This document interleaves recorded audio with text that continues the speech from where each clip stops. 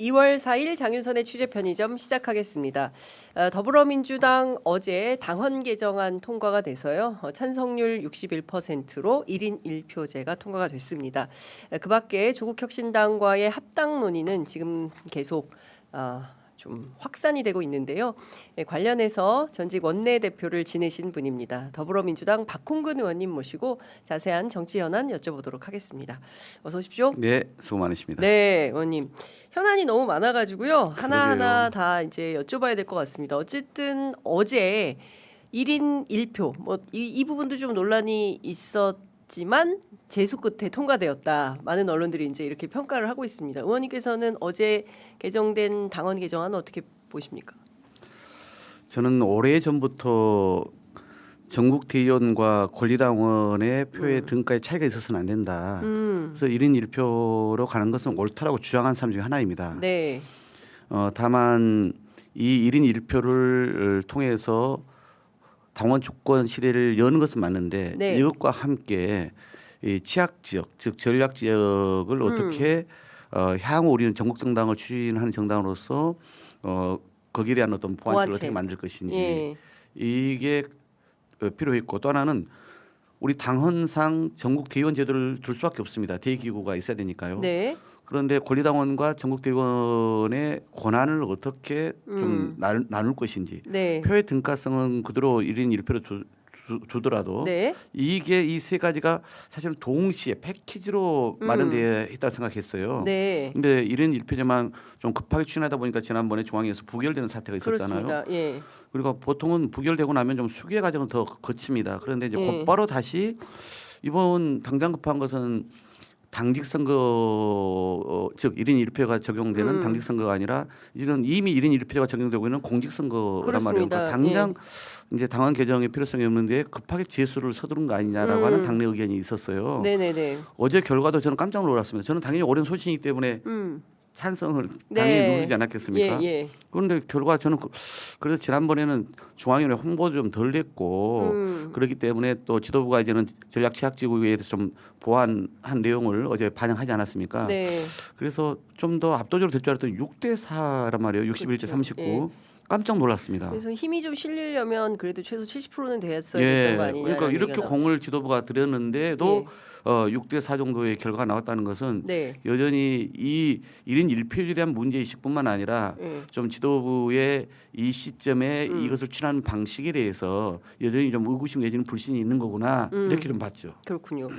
사실 뭐 TK 지역이라든가 부울경이라든가 강원 뭐 이런 지역에서 민주당 하시는 분들은 진짜 눈물 없이는 들을 수 없는 사연들이 있지 않습니까? 뭐 여전히 서부 경남권 지역만 하더라도 독립운동한다는 표현을 많이 쓰시죠. 맞아요. 정말 독립운동. 힘들게. 네. 아직도 김대중 선생님이라고 부르시는데. 예, 민주당의 깃발을 쥐고 있는 것만으로 지역사회에서 뭐 아주 빨갱이. 고립되고 예. 그렇기 때문에 이제 그런 지역에서는 당연히 특단의 어떤 지원 대책을 강구하는 것이 마땅하죠. 네.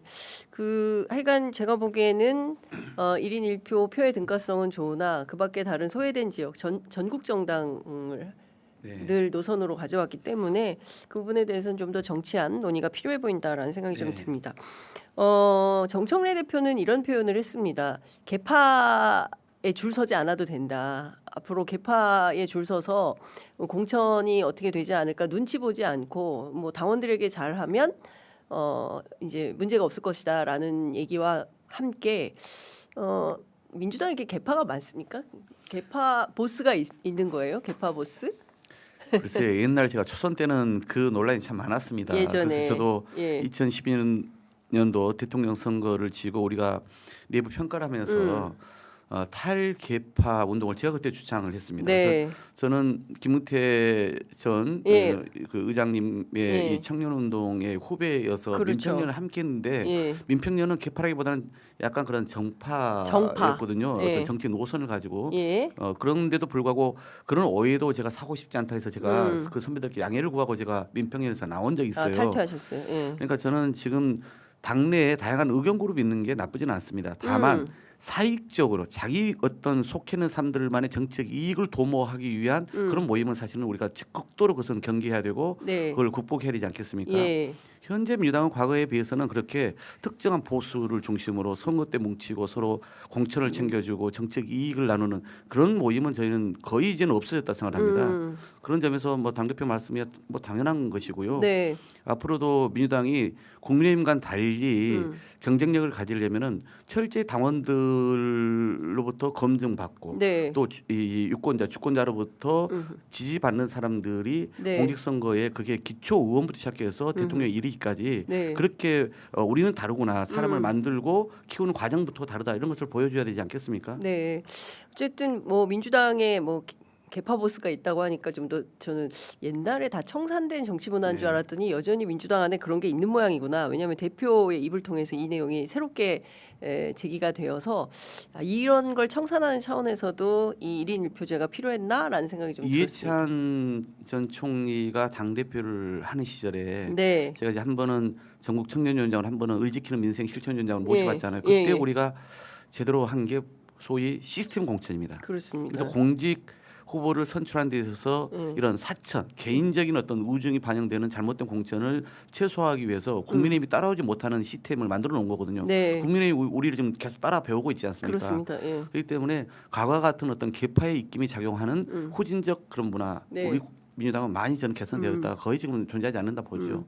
그 뭐 곁가지로 제가 최근에 이제 박민영 그 국민의힘 언론 대변인 있지 않습니까? 네. 그래서 그분이 민주당에서 많이 배워야 된다 자기네는 그러면서 당원 주권주의도 배워야 된다 이런 얘기를 절대 못 따를 겁니다. 국민의힘은 그렇게 뭐 오래 동원된 사람 네. 또는 너무나 이념의 색깔로 그냥 색안경을 낀 사람들 예. 뭐 신천지와 통일교처럼 그러니까요. 그렇게 그냥 갑자기 그냥 그 예. 조작된 당원 이런 사람들로 채워졌는데 예. 우리는 되게 아래로부터 자발적으로 또 젊은 당원들이 많아가지고 엄청난 토론이지 않습니까? 네.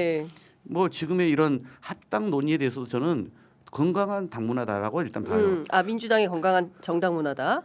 결국은 국민의힘은 그냥 위에서 결정하면 그냥 상명하달식이잖아요. 그렇죠. 예. 그런데 우리는 그런 걸 놓고 치열하게 토론하면서 결론을 내리거든요. 이게 민주정당 아닙니까? 그렇죠. 다들 당을 아끼는 마음이고 다들 대통령과 이 정부의 성공을 바라는 마음이 정말 간절한 거예요. 네. 물론 그 과정에서 불필요한 어떤 논쟁이나 표현을 써서는 안 되는 거지만은 이런 건강한 토론 문화가 안착되고 정착되는 그런 정당 바람직하지 않습니까? 네.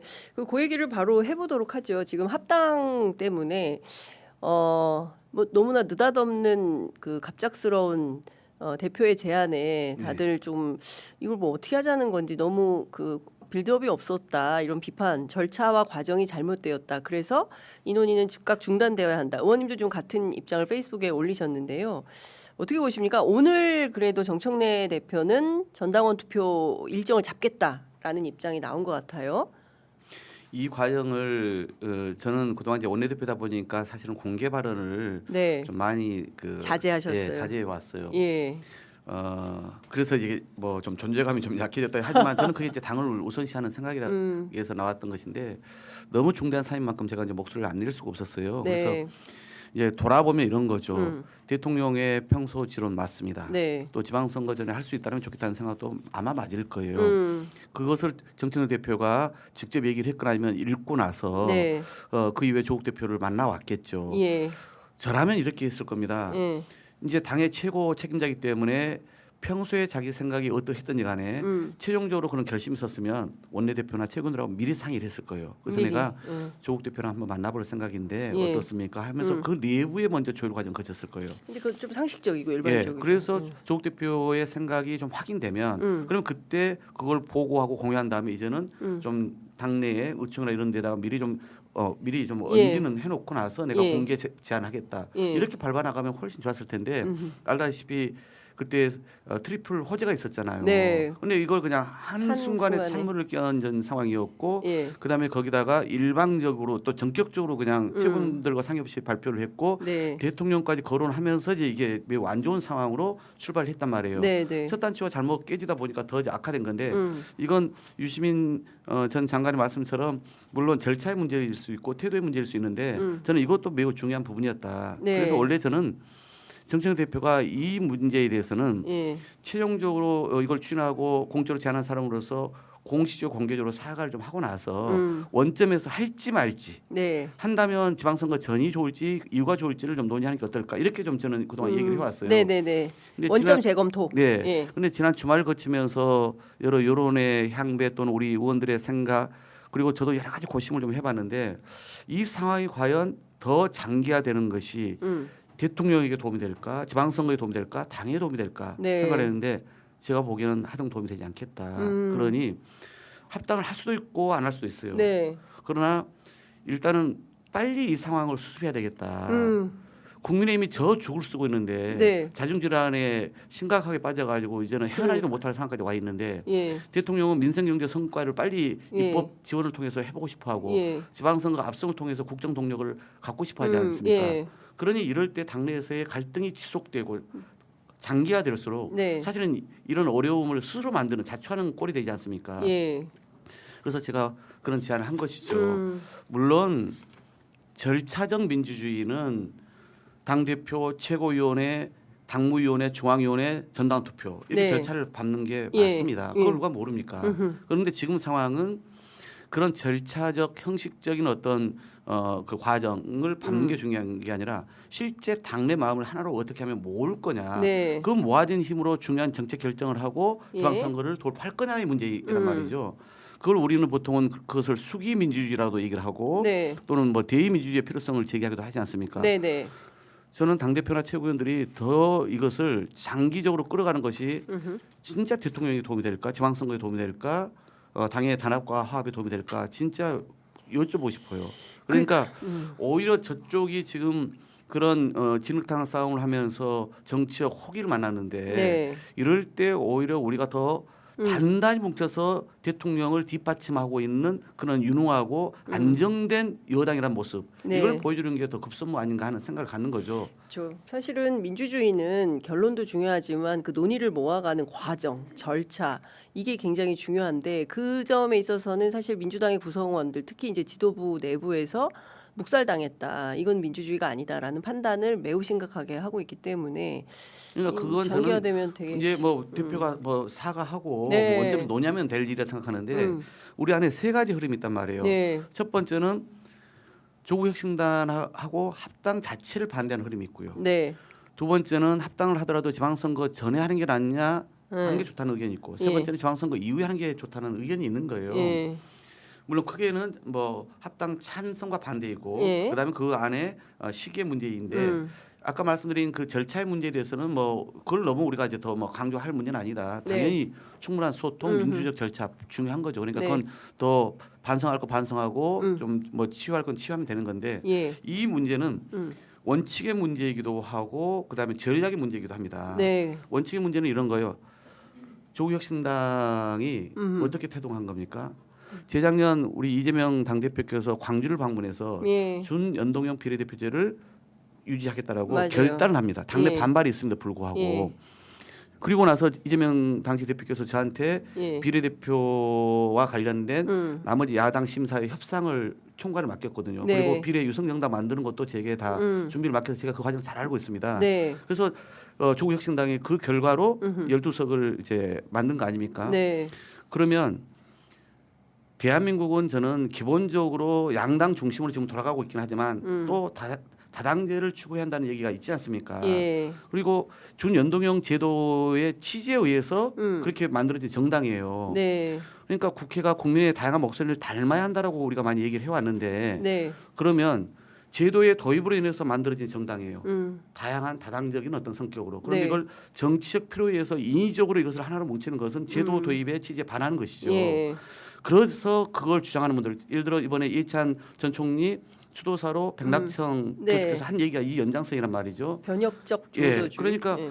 조국혁신당이 한 측면에서는 그런 이 뭐 건강한 네. 그런 어떤 다원 다당제 네. 이런 어떤 기능을 한편에서 한 측면이 있는 겁니다. 그래서 원론적으로 왜 굳이 합당을 해야 되냐. 네. 진보당도 기본소속당도 있는 것처럼 그런 작은 정당들이 국회 안에서 다양한 목소리, 특히 민주당이 내지 못한 목소리를 내주는 게 네. 국정 운영에 부담을 덜어주는 거 아니냐. 더구나 조국혁신당이 스스로 세빙선을 자처하면서 예. 민주당이 좀 내부 논의 결정이 길어질 때 그걸 예. 신속하게 얘기하면서 소위 민주당보다 왼쪽에 있는 왼쪽 스탠스에 있는 분들의 입장을 좀 대변하는 측면이 있지 않냐 네. 이렇게 얘기를 하는 분들이 있는 거거든요. 그런 점에서 원칙적으로 좀 반대하는 분들이 있는 겁니다. 네. 그런데 이제 지방선거 전에 하는 게 낫다 또는 지방선거 이후에 하는 게 낫다 이렇게 합당에 찬성하는 분들한테 예, 의견이 갈리는 게 그건 약간 실익에 대한 판단입니다. 실익.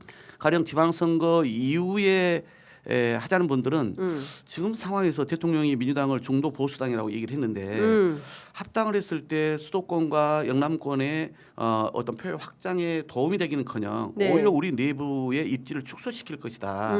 2030 세대 또는 여성을 고려했을 때 네. 또는 중도 보수층 최근 여론조사 결과 보면은 우리 국정을 지지하면서도 이 합당에 대해서 반대하는 게 한 40% 그다음에 네. 찬성하는 게 한 28% 정도 나왔단 말이에요. 그러니까 중도의 다수는 부정적이기 때문에 네.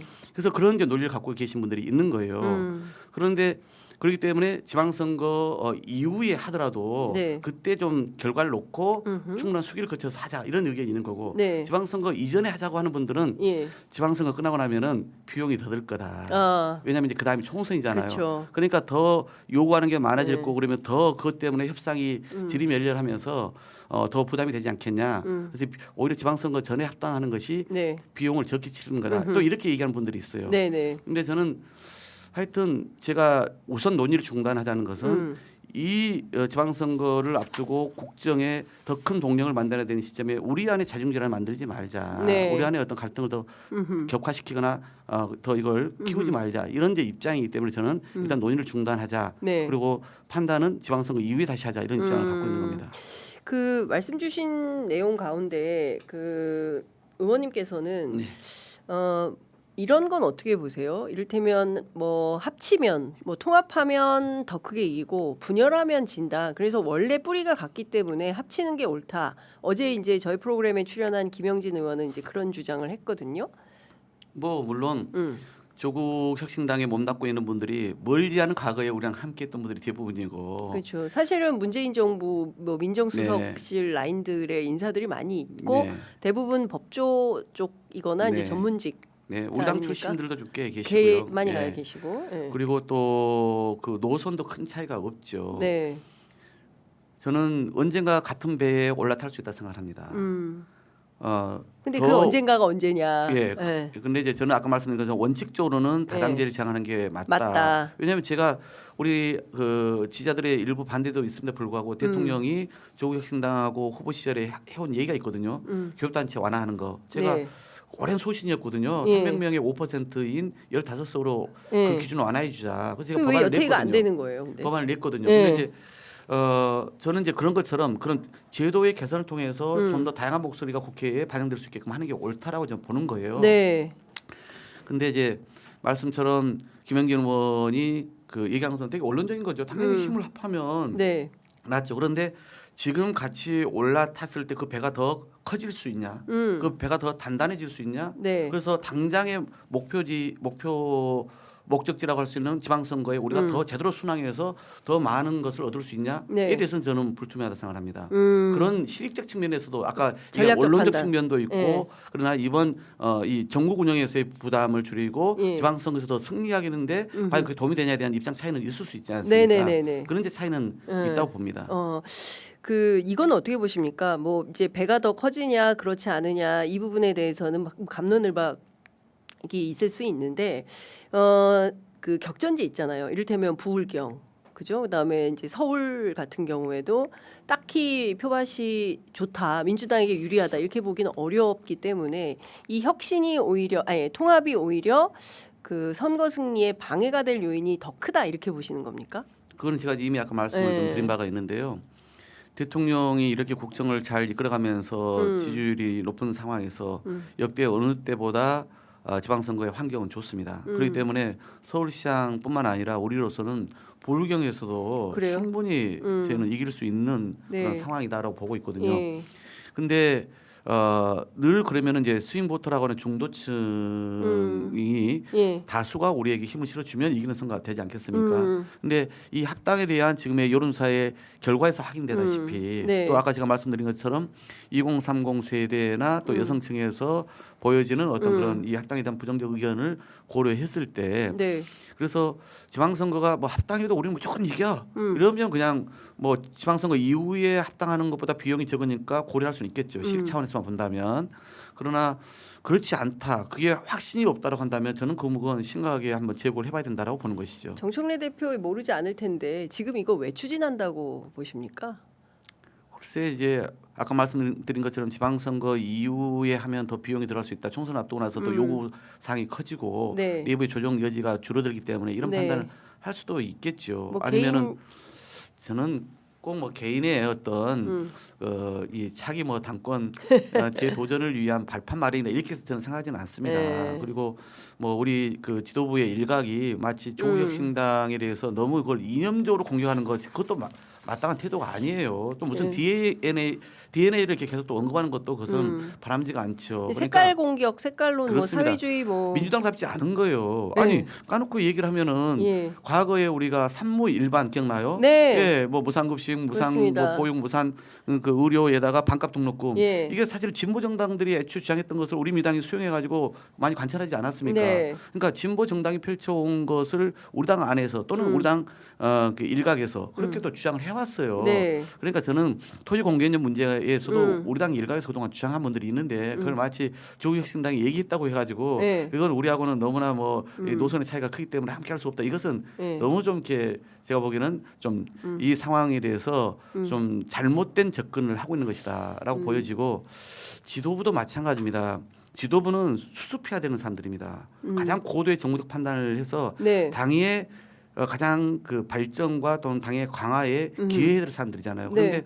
지도부가 공개적으로 설전을. 국민들 앞에서 설전 벌이고 그렇게 난상의 모습을 보이는 것은 저는 그건 바람직해 보지는 않습니다. 개별 의원들이야 이러저러한 의견을 예. 민주정당에서 낼 수는 있습니다만 그런 얘기를 충분히 듣고 최종적으로 조율하고 판단하는 사람들이 지도부인데 그렇죠. 우리 국민들 보기에 야 저 국민의힘은 진짜 지금은 전 대표도 저렇게 엉망진창인데. 그냥 강제로 쫓아내고 예. 윤호기현 정당으로 더 확고히 가고 있는데 예. 그러면 이제 민주당에게 더 마음을 실어주고 싶은데 민주당도 그냥 예. 굳이 이 시점에 이렇게 막 불필요한 논란을 벌이면서 싸우고 있으니 예. 니들도 똑같아 이런 마음 갖지 않겠어요. 그렇겠죠. 그러니까 건강한 논쟁은 당연히 해야 됩니다만 그것을 좀 더 질서 있고 좀 더 고도의 어떤 판단을 내려가면서 해주는 모습을 보여야 지도부에 대한 신뢰도 생기지 않겠습니까? 예.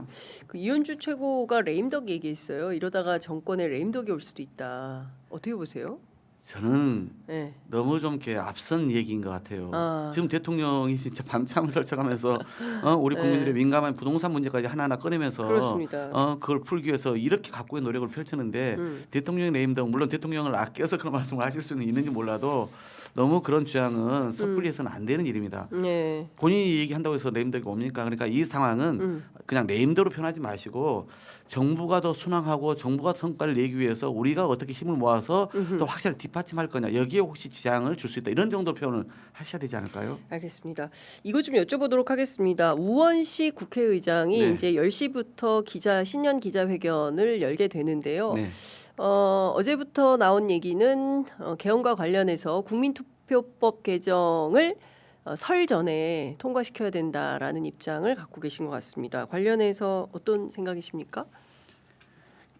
내일 기자회견이군요. 네, 개헌 관련해서는 뭐 그동안 지난 대통령 선거에서도 뭐 다 공약을 네. 내걸었고 제가 이재명 정부의 이제 국정기획 분과장으로 일을 하면서도 123대 국정과제 첫 번째가 개헌입니다. 네. 대통령도 개헌이 필요하다는 것에 대해서 뭐 당연히 생각을 갖고 계시고 문제는 언제 할 거냐, 어떤 내용으로 할 거냐에 이제 생각의 차이들이 여야 간에 또는 우리 의원들 안에 있을 수 있습니다. 대통령도 여러 번 말씀하신 것처럼 할 수 있는 범위 안에서 네. 하자. 개헌이 뭐 딱 한 번 하고 끝나는 것은 아니니. 예, 필요할 때마다. 그렇게 말씀해 예. 오셨잖아요. 그리고 우원식 의장은 이제 내란 계엄을 막은 그 국회 입법부의 수장으로서 되게 개헌의 문제가 중요하다고 보고 있거든요. 네. 그 물꼬를 반드시 좀 트고 싶어 하세요. 그래서 그동안 이제 그런 자문기구도 만들어서 운영을 해오지 않았습니까? 네. 문제는 이번 6월 3일 지방선거 때 국민투표를 통해서 개헌을 합의된 만큼이라도 하려면은 그 절차법이 미리 통과되지 않으면 안 됩니다. 그렇죠. 그게 국민투표법이거든요. 예. 그 국민투표법에는 재외국민들과 관련된 내용이라든가 예. 또는 선거 연령을 어떤 법은 지금은 뭐 18세로 어떤 것은 예. 안 되어 있고 예. 막 이렇게 지금 예. 돼 있단 말이에요. 이게 다 유언 판결 난 것들이 있어요. 아니 국회가 유언 판결 난 것을 빨리 바로 잡아야죠. 왜 이게 정치적인 어떤 이해관계라든가 또는 여러 가지 현안에 밀려가지고 헌법에 합당한 법률을 만들지 못합니까? 그건 참 저도 국회 몸담고 있는 사람으로서 진짜 마음 무겁고 책임감이 큽니다. 그래서 이걸 3월 중순 아마 3월 13일이 아니 2월 중순 2월. 그러니까 시간이 별로 남아 있지 않습니다. 예. 그래서 앞으로 한 3주 이내에 예. 이 국민 투표법을 개정해 놓지 않으면은 예. 아무리 그 이후에 합의를 한들 이번 예. 지방선거에 개헌을 할 수가 없습니다. 5.18 정신을 전문에 수록하고 싶어도 예. 내란 계엄에 대해서도 예를 들어서 계엄의 어떤 요건 이런 것을 더 막고 싶어도 네. 그래서 이번 개헌을 하고 싶은 여야가 합의되더라도 못 하는 거거든요. 네. 그래서 우원식 의장이 2월 2일 그 2월 국회 개회식에서 네. 그 제안을 다시 한번 공적으로 했고 그리고 어제 한병도 민주당의 원내대표가 그러면 예. 국민투표법을 빨리 예. 그 시간 안에 처리하자라고 하답을 한 거죠. 네. 그러니까 이제 국민의힘이 이제 남아 있습니다. 네. 저는 대통령께서 지난번 국회를 작년 그 시정연설 네. 예산안 처리를 요청하기 위해서 방문했을 때도 우원식 그 의장님하고 또는 정청래 대표하고 그런 기본적인 공감대를 갖지 않았을까 저는 그렇게 추측을 합니다. 그러니까 일단은 대통령이나 국회의장 그리고 다수 의석을 갖고 있는 여당은 기본적으로 그냥 국민투표법을 우선 처리하고 또 헌법도 네. 합의된 만큼은 이번에 하자는 입장은 공감대가 만들어진 거 아닌가 저는 보는데 네. 국민의힘이 이제는 자기들 유리할 때는 맨날 개헌하자고 하고 또 그러고 나서는 나몰라라고 뒷짐지는 모습 이제는 좀 끝냈으면 좋겠어요. 그래서 네. 국민들이 동의하는 수준, 여야가 합의하는 수준만큼이라도 이번에 하자라고 저도 요청하고 싶습니다. 그 지난 의총에서 송원석 원내대표가 왜 지금 개헌을 해야 하는지 납득하기 어렵다라는 입장을 밝혔습니다. 뭐 내란 극복 운운하는데 아직까지 1심 판결도 안 나왔다. 물론 이제 2월 19일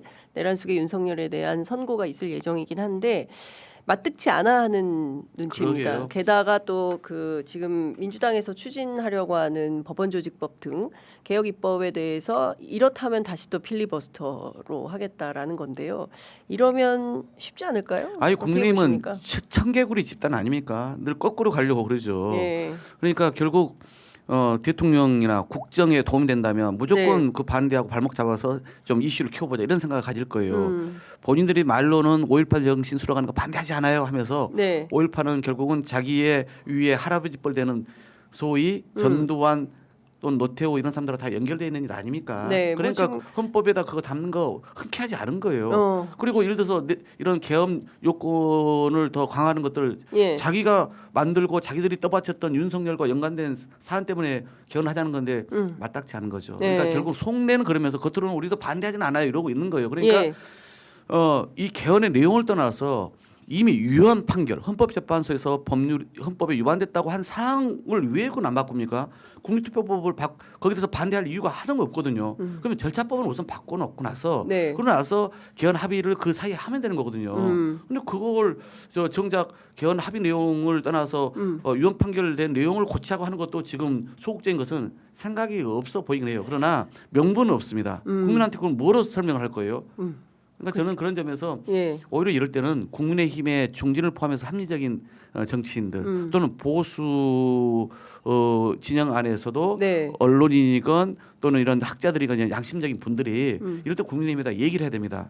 당신들 언제까지 이렇게 발목만 잡을래? 헌법 위반된 거 뻔히 알면서도 그거 안 고쳐.